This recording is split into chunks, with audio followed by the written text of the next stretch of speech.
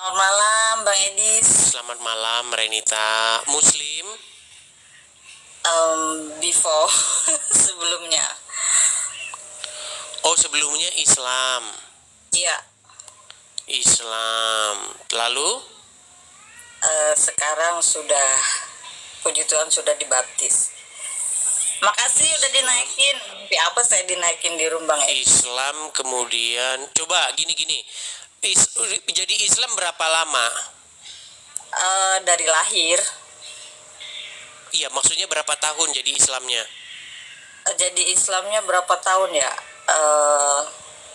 Dari lahir sampai umur 42. Sekarang umur saya 43. Oh, berarti baru 1 tahun jadi orang Kristen. Iya. Oke. Kita di sini tidak bisa menerima pengakuan-pengakuan begitu saja karena banyak sekali orang-orang itu hanya modus, pansos dan lain sebagainya. Jadi kita di sini harus ada ujiannya. Betul. Soalnya kita udah bosen menerima orang Islam jadi Kristen, udah terlalu banyak. Oke, coba kita mau tes nih. Coba kalau memang Kak Renita mantan muslimah, coba bacakan kepada kami satu surah di dalam Al-Quran. Misalnya surat apa? Silakan. Surat ayat kursi, coba silakan. Ayat kursi nggak hafal, yang pendek aja ya. Apa itu? Silakan. Ya, a'udzubillahi minasyaitonirrajim. Bismillahirrahmanirrahim. Ar-Rahmanirrahim, Maliki yaumiddin. Iyyaka na'budu wa iyyaka nasta'in. Ihdinas siratal mustaqim. Siratal ladzina an'amta 'alaihim ghairil maghdubi 'alaihim waladdallin. Oke, itu Al-Fatihah. Al-Fatihah ini kayaknya umum-umum. Coba ketika sholat, coba bacaan sholatnya bagaimana? Bacaan sholat ya. Sholat apa terserah, sholat subuh kek, sholat maghrib kek, apa aja terserah. Coba. Soalnya udah lama nggak sholat Bang Edis, jadi kayak Katanya baru setahun, gimana? Sholatnya itu udah kurang lebih 5 tahunan ya. Yang nggak sholat itu kurang lebih udah 5 tahunan. Oke, coba yang masih ingat-ingat, coba doa sholat. Bismillahirrahmanirrahim. Usolli fardhu maghribi. Lupa Bang Edis. Macet. Baiklah. Oke. Apa yang membuat Anda meninggalkan agama Islam?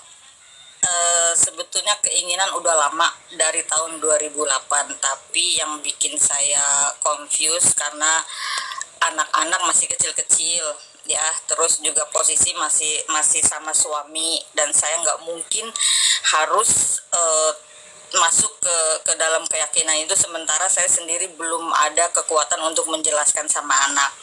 Nah, setelah tahun 2002 saya terpanggil lagi, dan betul-betul tantangannya betul-betul sangat,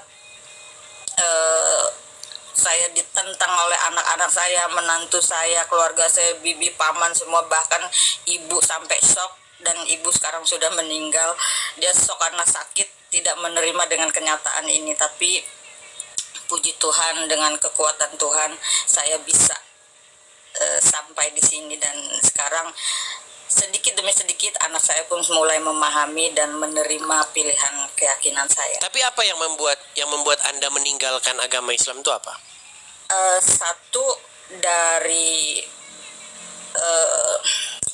tapi ini agak sensitif sih ya, tapi saya memberanikan diri. Gak apa-apa, ini kan hak begini. Ya. Anda gini, undang-undang menjamin setiap orang itu bebas memeluk agama dan kepercayaannya masing-masing. Nah, Anda dari Islam pindah ke Kristen kan? Ya, betul. Sudah dibaptis? Sudah. Oke, yang menyebabkan Anda ingin meninggalkan agama Islam itu apa? Gitu, yang kami pengen tahu. Di tahun 2008 saya sempat drop ya, hidup saya betul-betul down. Tapi saya ingin mencari sesuatu kebenaran, dan saya pengen apakah Tuhan itu betul-betul ada, apakah Allah itu betul-betul ada. Saya pengen merasakan betul Allah itu ada. Di satu sisi saya memang Islam KTP yang tidak mempelajari banget tentang Islam, tetapi di circle kehidupan saya memang semuanya Islam. Di saat saya down dan saya saat itu betul-betul terpuruk, saya mendekati teman-teman saya yang Islam, tapi tidak ada kepuasan hati di situ, karena curhatan-curhatan saya justru seperti memvonis saya, lu dosa lu udah banyak banget, lu begin-begin, jadi kayak ngejatohin banget gitu. Jadi kayak nggak ada kepuasan di saat saya curhat dengan sesama sahabat muslim yang seiman. Tetapi ketika saya bersahabat dengan yang non muslim, tiba-tiba ada ketenangan di situ, ada kedamaian di situ, yang dia mengatakan bahwa sebesar apapun dosamu, kalau kau bertobat, Tuhan Yesus akan selalu sayang walaupun kamu tidak mempercayai Yesus. Dan di situ saya terus berdoa dan berdoa. Itu tahun 2008 ya. Itu posisi saya lagi merantau di Hong Kong. Nah, setelah itu saya diajak ke gereja dan saya didoakan oleh pastor, dan betul-betul saya berdoa mengikuti ucapan-ucapan dia. Pastor bilang, Tuhan memberkati kamu betul-betul berdoa dari dalam lubuk hati, yang betul-betul memang berdoa. Nah, setelah itu saya nggak bisa tidur, dari doa pastor itu saya nggak bisa tidur. Dan saya memutuskan untuk pulang ke Indonesia dengan membawa banyak masalah dari Hong Kong ke Indonesia. Tuhan memberi saya kekuatan untuk pulang, tetapi disitulah saya langsung ciut lagi, iman saya langsung melemah lagi ketika saya melihat keluarga muslim. Saya nggak ada keberanian untuk ngomong. Nah, setelah itu saya pergi ke Singapura. Sekarang posisi saya di Singapura, dan jujur hidup saya itu jatuh bangun. Masalah saya itu sangat besar sekali, tetapi saya teringat kembali pada tahun 2008 saya pernah down, dan saya merasa ada sedikit kedamaian ketika saya mendekati sahabat-sahabat yang non muslim. Dan saat itu kebetulan hari Minggu saya mau off day, teman saya bilang kalau mau makan siang tunggu saya selesai ibadah ya, saya ke gereja. Saya bingung, saya nggak tahu mau kemana ini off day. Udah deh saya ikut ibadah, saya duduk aja di pojokan gitu. Jadi saya nggak ada niat masuk ke gereja. Nah, setelah saya masuk ke gereja itu kayak ngerasa agak lain gitu, kayak darah ini kayak mendidih gitu, Bang Edis. Bukannya fanatik atau apa masuk gereja, tapi saya kayak nggak layak gitu masuk gereja. Tuhan, apa saya layak masuk gereja dengan posisi saya yang banyak dosa seperti ini? Nah, waktu itu pastor di situ bilang, siapa yang punya beban, siapa yang punya masalah yang mau didoakan, silakan naik ke altar gitu kan. Jadi teman saya, lu kan banyak masa lalu hidupnya, kata teman gitu kan, diledekin. Udah sono naik ke altar gitu kan. Jadi ya naiklah ke altar gitu, awalnya iseng gitu kan, naik ke altar. Tapi di situ saya dapat curahan Roh Kudus. Di pertama saya masuk gereja di Singapura, saya dapat curahan Roh Kudus. Pulang dari gereja saya langsung, udah pokoknya nggak bisa diceritain Bang Edis. Pokoknya ada damai di situ. Ada masalah saya yang begitu berat saat itu, seperti kayak saya ngerasain kayak nggak ada punya masalah. Jadi setiap hari saya dibimbing sampai detik ini. Ya, tapi begini, saya masih belum itu kan bagaimana masuk Kristennya ya. Ya. Saya belum terlalu menangkap dengan jelas hal apa di dalam agama Islam yang membuat Anda itu akhirnya meninggalkan itu. Maksud saya begini, nggak apa-apa, diungkapkan saja begitu, jangan ditahan-tahan begitu. Ini kan bukan dengan maksud menghina atau ada banyak yang mengganjal ya Bang Edis. Misalnya apa itu? Misalnya contoh satu, ketika saya tidak berhijab, lingkungan saya selalu menghujat tentang hijab. Sementara yang saya tahu bahwa hijab itu pilihan hidup seseorang ya. Orang tidak bisa menilai dari kita bagaimana cara kita berpakaian, tapi orang seharusnya menilai bagaimana hati kita dan perilaku kita. Terus mereka bilang tidak, Tuhan akan hujat kamu, Allah akan begini-begini. Terus saya berpikir gini, kok Allah sejahat itu ya, gitu saya mikirnya. Kok Allah sejahat itu sih bisa memvonis umatnya kalau dia nggak pakai hijab gitu. Cuman karena pikiran saya udah didoktrin dari kecil, memang ajarannya memang seperti itu, ya saya memaklumin aja, itu memang udah doktrinnya mereka gitu. Dan yang kedua, saya ini kan Satu dulu masalah hijab dulu. Jadi Oke. jilbab membuat Anda akhirnya meninggalkan agama Islam itu karena maksudnya perempuan itu dipaksa harus menutupi rambutnya, begitu ya? Ya. Oke. Jadi ini karena umur Anda juga jauh lebih tua daripada saya nih ya, Kak Renita ya. Perasaan zaman-zaman dulu, jangankan Anda ini, saya SMA saja, itu di satu sekolahan orang Islam yang pakai jilbab cuma 2 orang. Iya, itu pun dia pakai jilbabnya kalau lagi acara ini, lagi acara apa begitu, hari-hari bulan puasa begitu. Betul. Bulan puasa, kemudian mereka ada acara buka bersama atau apa begitu. Mereka pakai jilbab, itu pun 2 orang. Satu sekolahan. Begitu. Yang menjadi pertanyaan begini. Yang menjadi pertanyaan begini. Kenapa zaman dulu orang-orang Islam tidak pakai jilbab, tetapi sekarang tiba-tiba kalau nggak pakai jilbab masuk neraka? Apa zaman dulu orang Islam semuanya goblok semua, nggak bisa baca Quran atau bagaimana? Coba. Ini menjadi pertanyaan begitu loh. Mungkin sih karena sekarang mereka lebih mempelajarinya, lebih betul-betul mempelajari. Berarti Kan zaman kalau yang dulu, betul-betul- berarti zaman dulu kalau orang yang- Islam tidak ada yang mempelajari Al-Quran ya?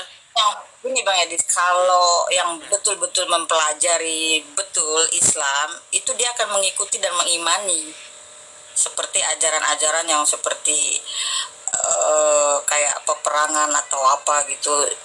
Itu kan memang mereka mengimani. Contoh kayak di Arab, dulu kan di Arab banyak kan TKW yang hamidun sama majikannya, karena beberapa orang Islam di sana kan mengimani, ada satu ayat yang mengimani di mana kalau budak-budak itu boleh digituin gitu kan. Itu kan sebagian dari iman mereka. Tapi sekarang kan sama PBB kan hak asasi manusia itu sudah dihapus gitu. Jadi sekarang jarang ya ada TKW yang hamidun sama majikannya gitu, yang diberi kepuasan seksualnya sama majikannya gitu. Terus Oke, kemudian masalah jilbab membuat Anda terkekang, membuat Anda tidak percaya agama Islam karena dipaksa harus nutupin kepala, dan padahal menurut Anda yang harus diperbaiki itu sebenarnya adalah jati diri, bukan pakaian, begitu ya? Betul. Oke, itu yang pertama. Kemudian yang kedua.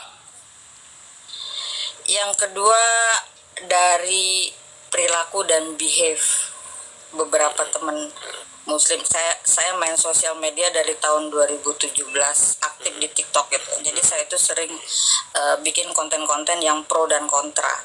Dan saya melihat ketika saya lagi dihujat, perbedaan komentar-komentar dari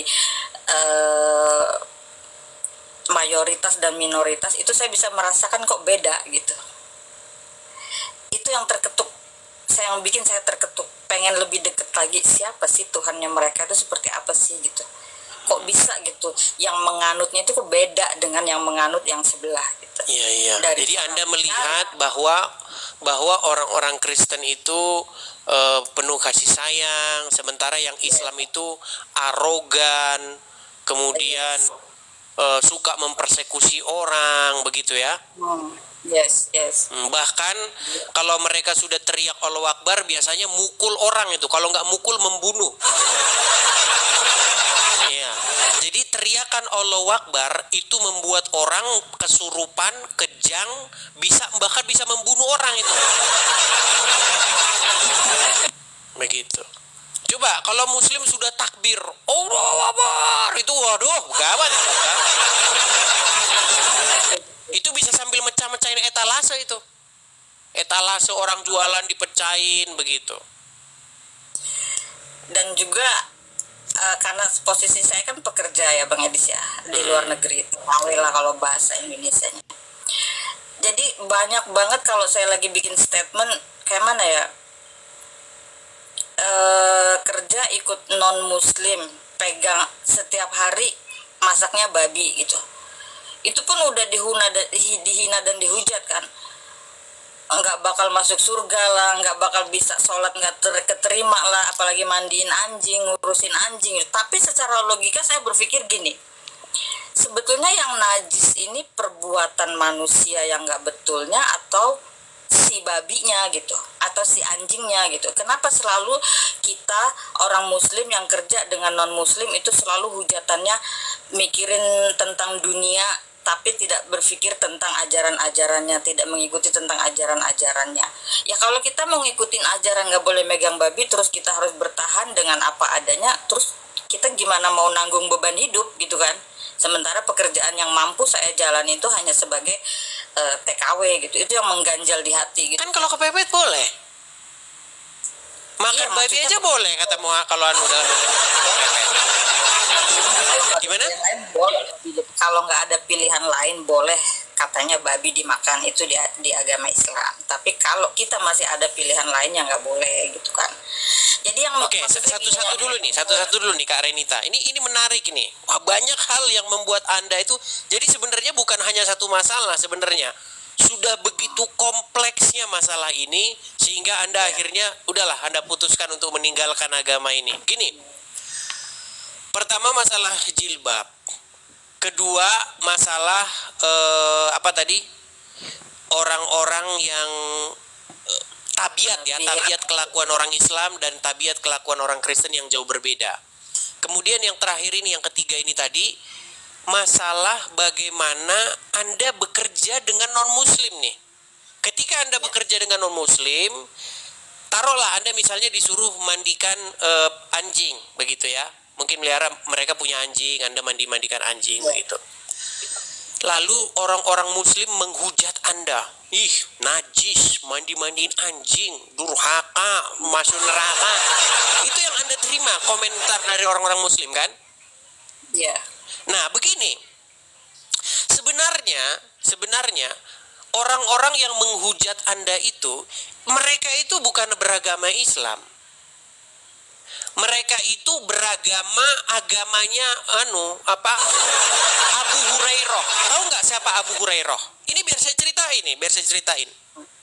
Oke. Abu Hurairah itu kalau kita artikan secara literal, itu artinya bapaknya kucing-kucing.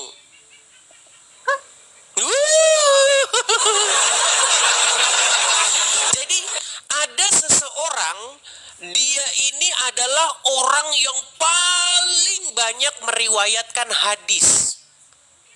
Coba kalau Anda ketik di Google periwayat hadis terbanyak, pasti namanya itu Abu Hurairah. Dan Abu Hurairah itu bukan nama. Seperti Renita, nama, Edis, nama, ya kan? Tapi kalau Abu Hurairah itu sebenarnya julukan. Abu itu bapak, Hurairah itu kucing. Nah, jadi Abu Hurairah ini dia itu pecinta kucing. Iya. Nah, karena dia pecinta kucing, biasanya kucing itu takutnya sama apa? Kucing takutnya sama apa? Anjing. Nah, makanya riwayat dari Ibu Abu Hurairah ini banyak yang sangat menyudutkan anjing. Oke. Iya. Padahal di dalam Al-Qur'an, di dalam surat Al-Kahfi, tahu nggak, dalam surat Al-Kahfi itu ada, di situ disebutkan anjing-anjing. Bahkan disebutkan ada anjing yang masuk surga. Iya. Jadi ada kebencian orang-orang Islam kepada anjing akibat orang Islam ini agamanya Abu Hurairah. Iya. Bahkan dalam sebuah riwayat dikatakan sholat itu akan batal kalau di hadapan seseorang itu lewat keledai, wanita, dan anjing hitam. Bayangkan, wanita digolongkan bersama-sama dengan keledai dan anjing dalam hal membatalkan sholat.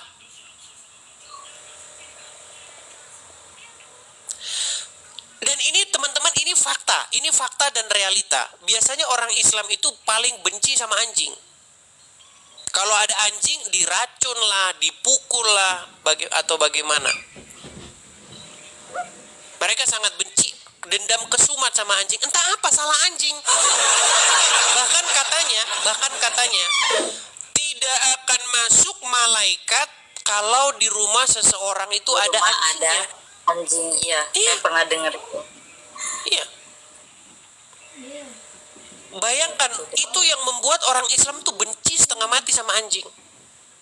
Najis Kalau saya katanya. boleh, maaf saya potong. Kalau Silakan. boleh saya jujur ya, ini disaksikan banyak orang di sini. Mungkin nanti setelah selesai live ini saya juga akan dihujat di TikTok saya. Pasti itu, pasti. Banyak yang akan inbox Anda pasti.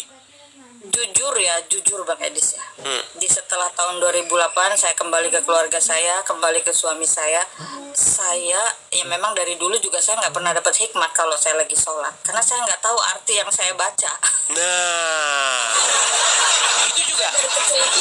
Dari kecil saya didoktrin sama orang tua saya, pergi ngaji lu, nggak ngaji gue sebat lu gitu. Jadi orang tua itu cuma nyuruh gue ngaji, alif ba tasa, alif jaber a, b jaber ba, tajwidnya harus tepat. Kalau lu nggak tepat berarti lu nggak masuk surga, berarti lu belum Islam gitu.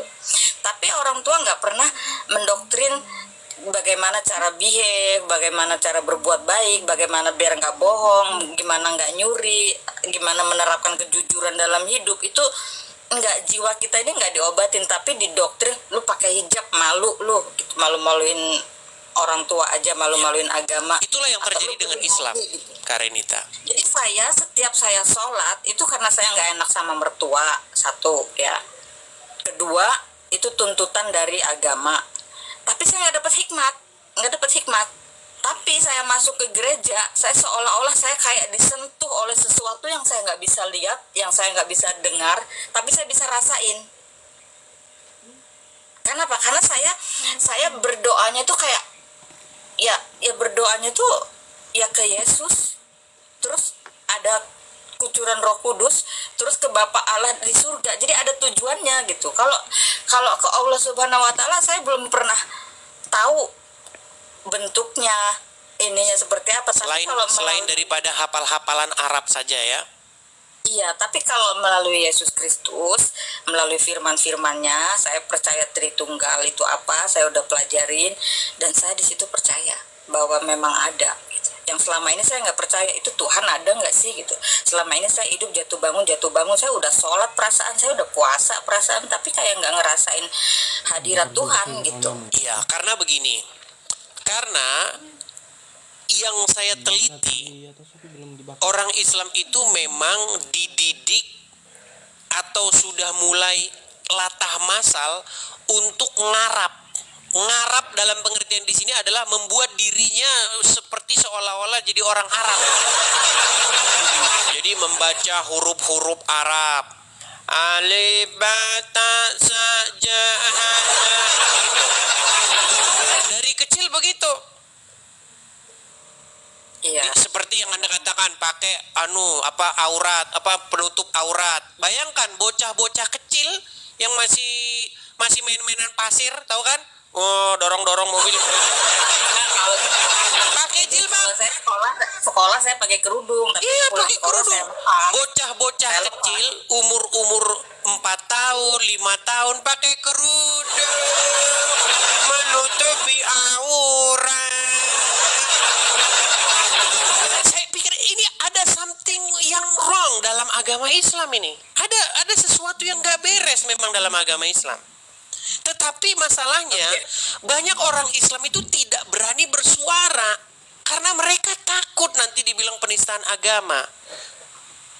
Begitu loh. Bagaimana mungkin anak ada lagi Bang kecil? Edis, kalau boleh saya mau Gimana?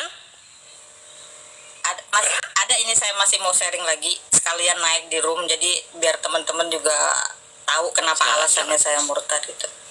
Jadi di dalam rumah tangga juga saya banyak kecewanya karena imam saya yang betul-betul saya menurut saya punya imam, sosok suami yang seiman gitu kan. Tapi saya kecewa di situ. Karena suami ini kalau menurut keyakinan dia, keimanan dia, kita Islam, waktu Islam ya, dituntut, suami Islam ya.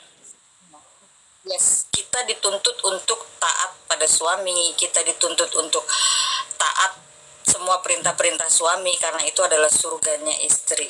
Tapi hati saya nggak terima sebetulnya saat itu. Dan saya coba konsultasi ke kiai, ke ustadz, gimana saya punya problem begini, begini, begini. Dan jawabannya semua nggak sesuai dengan apa yang ada dalam hati saya. Mereka sesuai dengan ajaran Al-Quran harus taat kepada suami. Karena kalau sudah menikah bagaimanapun suami yang harus kita dengar gitu. Terus kalau suami kita ngajarnya nggak ada kasih gimana? Ya itu suami kamu gitu. Jadi ya harus diikutin gitu. Soalnya saya kan ada problemnya itu sama antara adik orang tua gitu. Jadi saya minta pendapat sama kiai semua ustadz, ya jawabannya orang tua bukan tanggung jawab suami, tapi tanggung jawab anak pria, bukan tanggung jawab anak perempuan. Jadi kalau suamimu tidak merestui kamu menafkahi orang tuamu, kalau tidak mengizini nafkah untuk orang tuamu, ya kamu berdosa gitu. Nah di situ yang bikin mengganjal dalam pikiran saya di perkawinan ya. Satu, saya harus tunduk ke suami, harus taat ke suami, sementara suami tidak bisa mencontohkan sebagai imam yang baik di dalam rumah tangga gitu.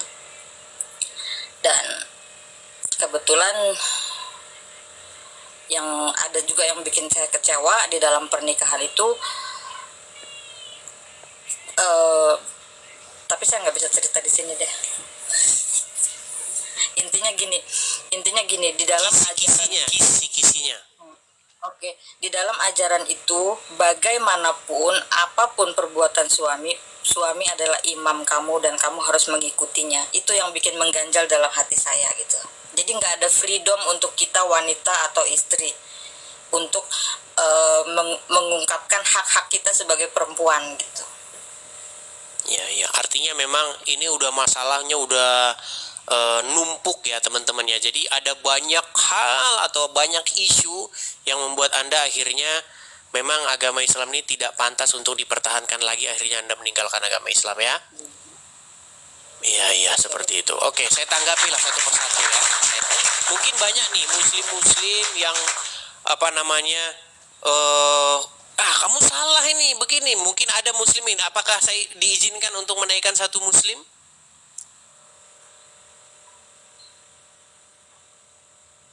Maksudnya diizinkan siapa? Karena banyak muslim yang nonton di bawah, mereka itu seperti ya boleh, silahkan kalau ada yang mau ya, baik, kita naikkan satu muslim yang pada gelagepan, yang pada bagaimana di bawah ya. Coba kita kasih naik ada. Shalom. Kebetulan ada banyak follower saya juga di bawah nonton. Shalom, makasih. Nur Josita. Coba kita kasih naik nih. Apakah seorang muslimah itu bisa memberikan sanggahan dari apa unek-unek yang disampaikan oleh Kak Renita tadi ya? Nur Josita. Halo? Nur Josita? Kak Nur, silakan. Macet kan? Baik, kita kasih turun dulu ya. Kita beri kesempatan ya kepada muslim-muslim yang dari tadi di bawah gelagepan, bilang katanya settingan dan lain sebagainya. Saya kasih Anda kesempatan untuk menyanggah ya apa-apa tadi yang dikatakan oleh Kak Renita. Saya kasih naik ada Eko dulu, coba Eko. Perempuan laki nggak masalah, sama saja. Tadi perempuan saya naikkan tapi dia nggak berani bicara. Ya, Bang Eko, Muslim atau Kristen Bang? Saya Muslim Bang. Ya, silakan Bang Eko. Dan mungkin Anda tadi menyimak bagaimana ini Kak Renita, dia seorang muslimah 42 tahun. Kemudian ada berbagai macam isu yang dia angkat tadi mengenai hijab, perempuan dipaksa pakai tutupin rambut yang gak masuk akal. kemudian kelakuan orang-orang Islam tabiatnya yang seperti itu, hobi dengan kekerasan, bagaimana dengan orang-orang Islam yang membenci anjing, bagaimana dengan orang-orang Islam yang suaminya imam sehingga ya berbuat semaunya, hak perempuan dilanggar. Coba apa yang ingin Anda sampaikan di sini? Suara tidak bisa kami dengar. Suaranya nggak jelas, Bang Eko. Oh, nggak jelas. Nah, sekarang sudah, silakan. Oke, kurang jelas. Oh iya. Ya itu sih tergantung pilihan hidup lah Bang. Kita semua kan belum pernah ketemu Tuhan.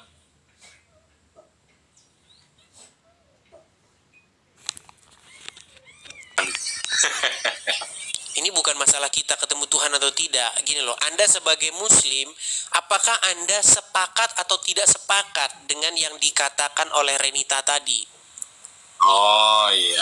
Ya, Contoh misalnya masalah makanya jilbab gitu nih, sih, satu-satu Bang. nih. Mungkin Anda Seperti itu. kurang. Masalah jilbab, bagaimana perempuan Islam itu dipaksa menutupi rambutnya? Sebenarnya sih nggak dipaksa Bang. Itu karena lingkungan aja menurut saya sih. Berarti boleh perempuan Muslim. Kalau sudah balik berarti wajib dong gitu ya. Iya. Di mana ayatnya itu yang mengatakan kalau perempuan yang balik wajib pakai jilbab?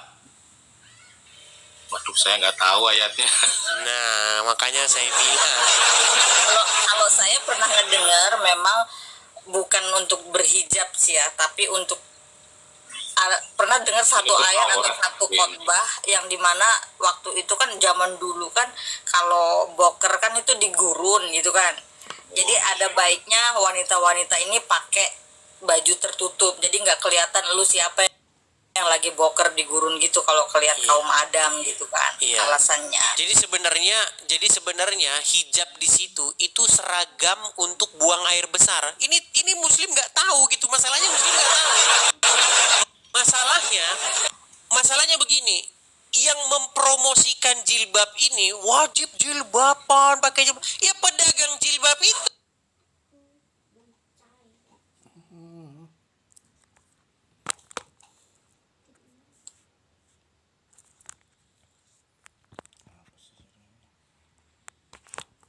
Mana?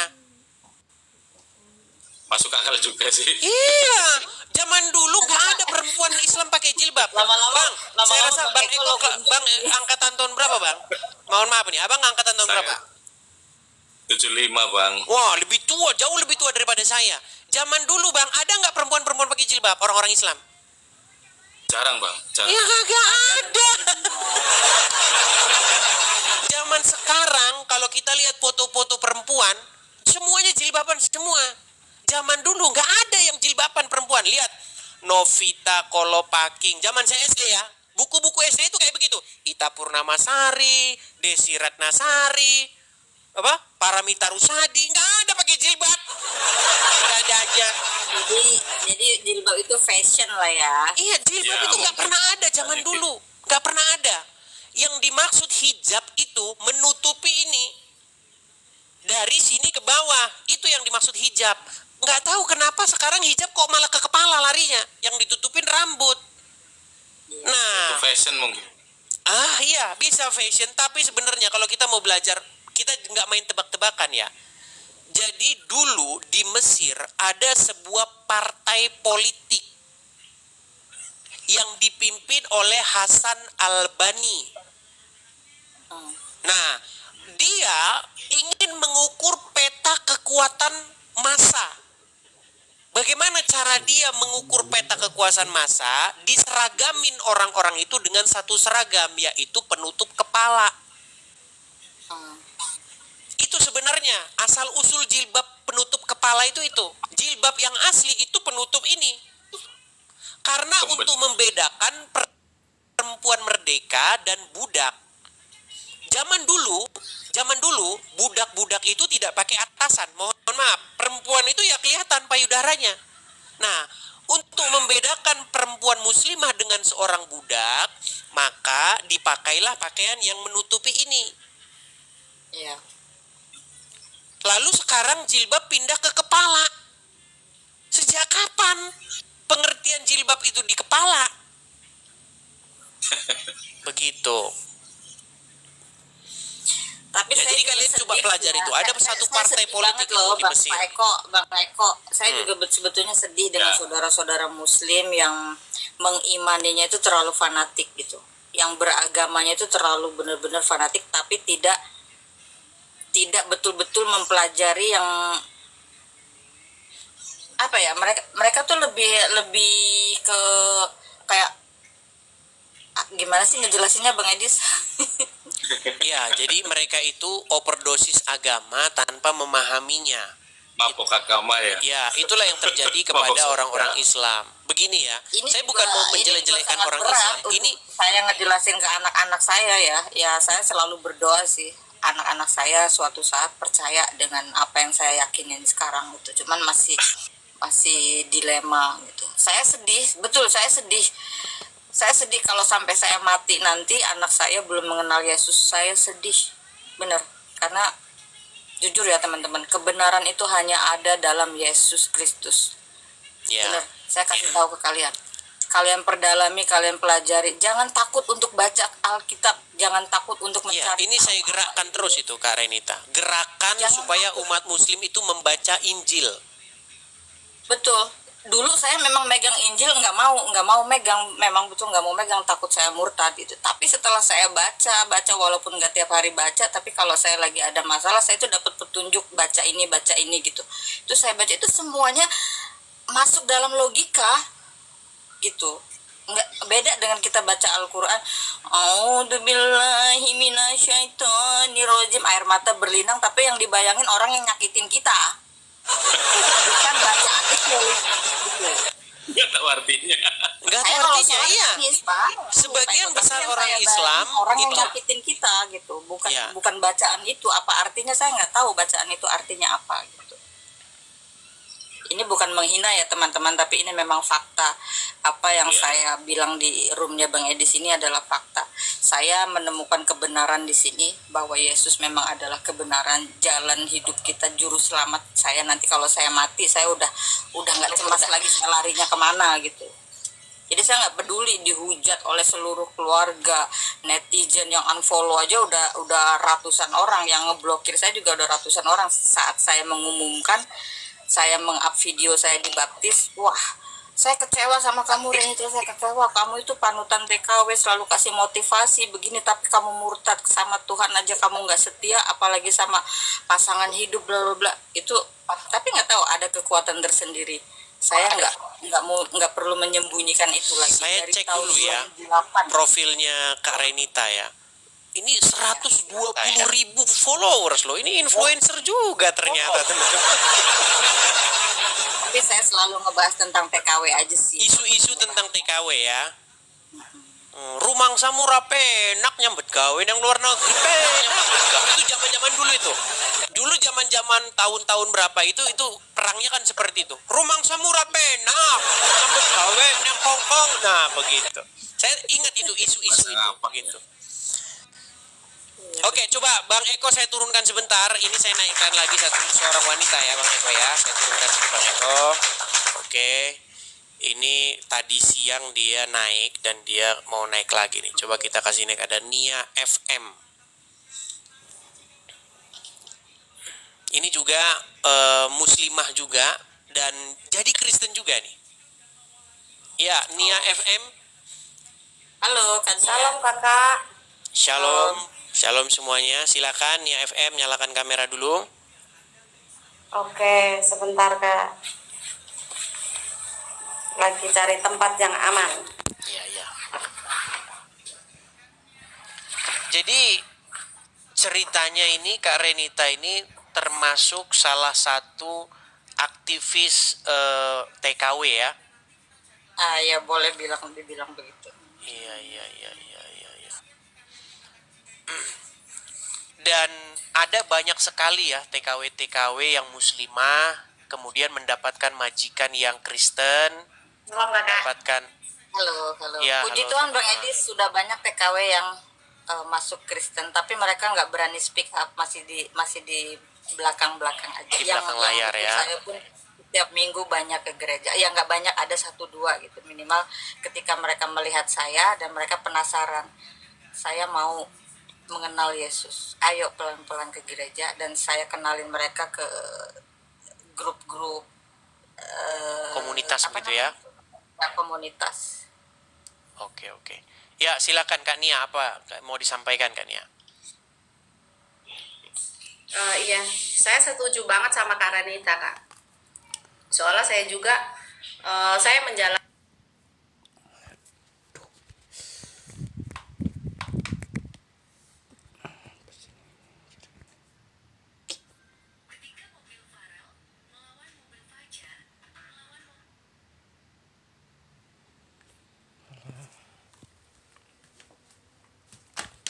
Kita kalau di agama yang itu ya, itu kita harus taat sama suami, harus apa? Tapi suami Kania kita muslim itu kan? Kania muslim ya? sahabat kita. Tapi kalau misalnya suami kita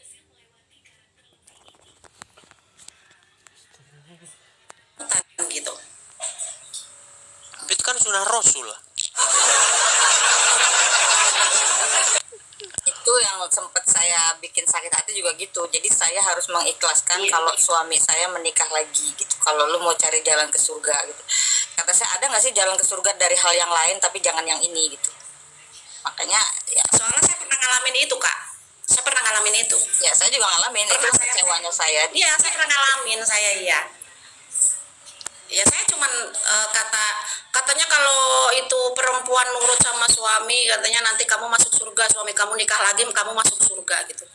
Ya saya, kok kita disakitin masuk surga gimana gitu kan? Gitu. Betul, betul. Saya pernah ngalamin, Kak. Tapi Berarti kakak masih muslim sekarang? Masih muslim? Nah, Kakak sekarang ini udah jadi pengikut Yesus, Kak. Nanti Oh. tinggal berapa hari lagi saya dibaptis. oke, puji Tuhan. Iya. iya, iya. Makanya hati saya udah tetap ya, udah nggak akan berpaling hati lagi. Saya tetap Damai ya, memilih Kak, ya? Tuhan Yesus Kristus Tuhan saya ya. Udah ada damai sejahtera. Udah Iya, betul. nggak ada Saya kecemasan, nggak pernah. ketakutan itu nggak ada. Betul. Iya, sekarang udah kalau kayak apa itu udah luar biasa gitu. Yang sebelumnya saya nggak pernah mendapatkan, sekarang saya udah mendapatkan itu semua gitu, gitu kan. Dan selama saya ya itu saya wirid, kalau habis itu ya sholat wirid, tapi nggak pernah terjawab gitu. Nggak ada hikmat ya. Nggak ada hikmat, nggak pernah terjawab gitu. Tapi setelah saya mengikuti Tuhan Yesus, mujizat demi mujizat itu nyata gitu. Tapi jujur saya difitnah juga sih sama beberapa follower saya kalau saya masuk Kristen ini saya dinafkahin oleh beberapa orang gereja. Jadi saya kasih tahu ya sama teman-teman. Betul. Nggak ada orang gereja yang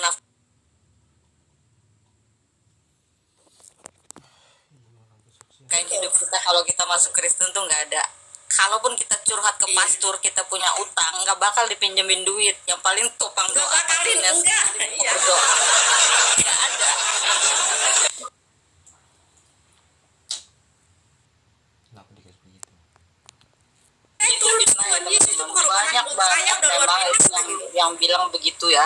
Di sini khususnya Singapura.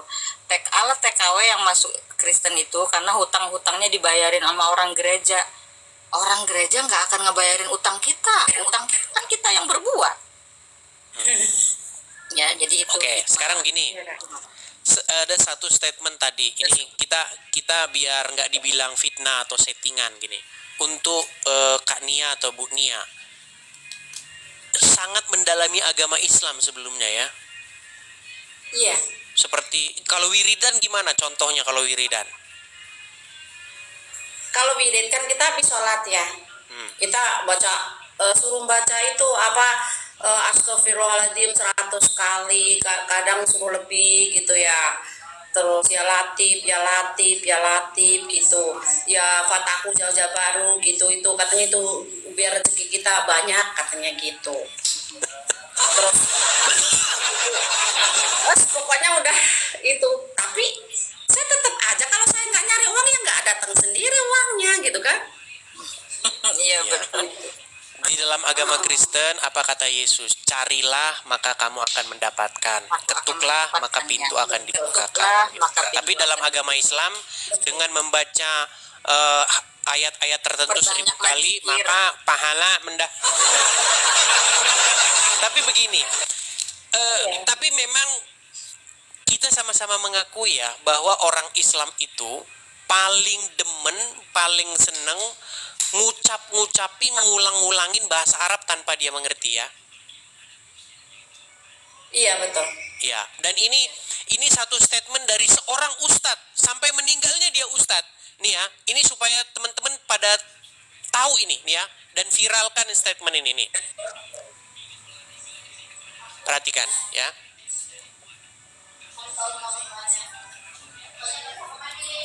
Bentar, ini tiba-tiba kok macet. Sebentar ya.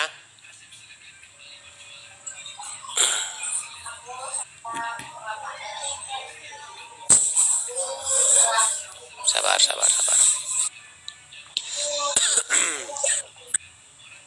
Ini salah satu statement yang sangat terkenal sekali ya. Sangat terkenal. Nih. Kita bangga menghafal Al-Quran tapi tidak memahami Al-Quran. Senang mengulang berbahasa Arab tapi tidak mengerti bahasa Arab. Suka membaca Al-Quran tapi tidak memahami maknanya. Akhirnya apa? Menjadi keledai. Nah, itu dia.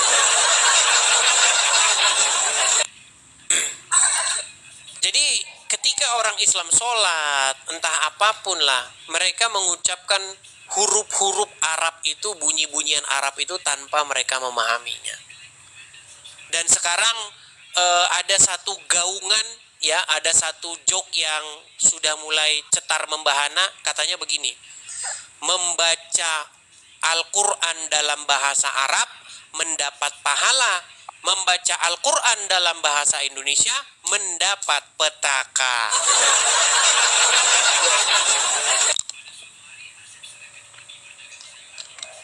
Itu ya yang bikin saya sedih ya. Gimana anak-anak saya ini biar percaya sama Yesus gitu. Karena sampai detik ini mereka masih, saya jujur sedih bang. Saya jelasin pun mereka tetap nggak mau. Mereka selalu bilang gini, mama memang mama kami, mama yang melahirkan kami, tapi sekarang bukan panutan kami. Itu yang bikin saya sedih sih. Sama. Tapi Yang saya rasain. anak saya itu percaya Yesus beneran teman-teman. Yesus adalah kebenaran ya. Yesus adalah kebenaran. Sekarang gini aja, kita nggak mungkin sih dalam satu malam bisa nyiptain Al-Quran dalam satu malam hanya dalam mimpi, terus bisa ngelihat surga, bisa ngelihat neraka. Secara logika aja nggak bisa. Secara logika kita nggak bisa ngelihat surga dan neraka dalam satu malam dan hanya dalam mimpi. Semua orang juga bisa mimpi lihat surga dan neraka. Ya. Tapi kalau firman Tuhan ini benar-benar firman yang hidup, kalau bukan karena Yesus kita nggak akan kenal siapa itu Tuhan, siapa itu Allah. Jadi melalui Yesus lah kita kenal siapa yang nyiptain hidup ini ya. Baik, Dan kita sapa dulu nih ada Dea. Ya, Dea, selamat malam Dea. Halo Dea. Baik.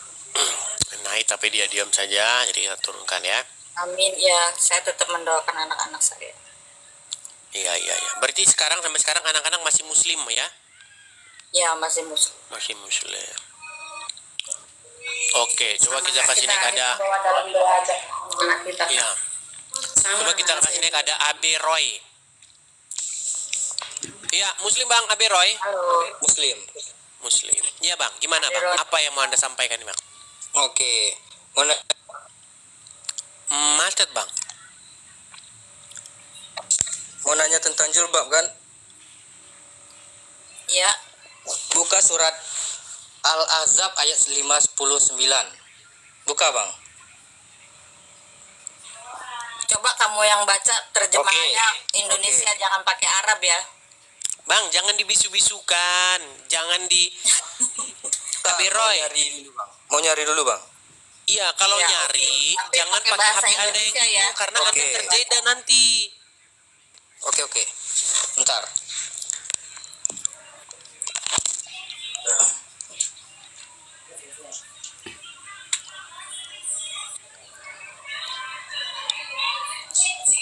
Lama banget. Kalau jilbab kan yang iya. Kalau jilbab kan yang panjang. Kalau ini kan bukan, ini kan pendek. Cuman kepala aja. Surah. Bang, kameranya jangan di manu, Bang. Nah, liatin. Nah, kayak kita ini loh. Kayak kita ini loh, Bang. Kita ini.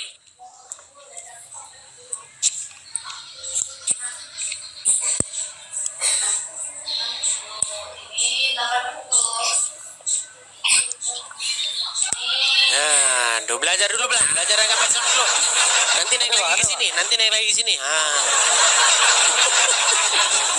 Ya, mungkin apa pesan-pesan yang mau disampaikan Kak Renita dan Kak Nia kepada umat-umat yang masih bimbang, mungkin mengalami hal-hal yang sama tapi belum mengambil keputusan untuk meninggalkan agama Islam dan datang kepada Yesus? Dari Kak Nia dulu, silakan. Iya. Saya pesan sama saudara-saudara saya semua ya yang belum mengikut Tuhan Yesus. Tolong sebelum kamu binasa, bertobatlah sebelum terlambat. Ya. Tuhan Yesus adalah jalan kebenaran dan kekal. Ya. Saya cuma pesannya itu aja. Oke. Untuk Kak Renita, pesan-pesannya apa kepada muslimah-muslimah nih yang mungkin sedang berada dalam persimpangan jalan dan bingung mau memutuskan? Silakan. Percayalah teman-teman, apa yang saya yakini saat ini, yang saya imani saat ini itu adalah kebenaran. Jangan takut untuk mempelajari sesuatu hal yang baru. Karena murtad itu bukan dari agama lain ke agama lain, tapi murtad adalah dari pola pikir yang lama ke pola pikir yang baru.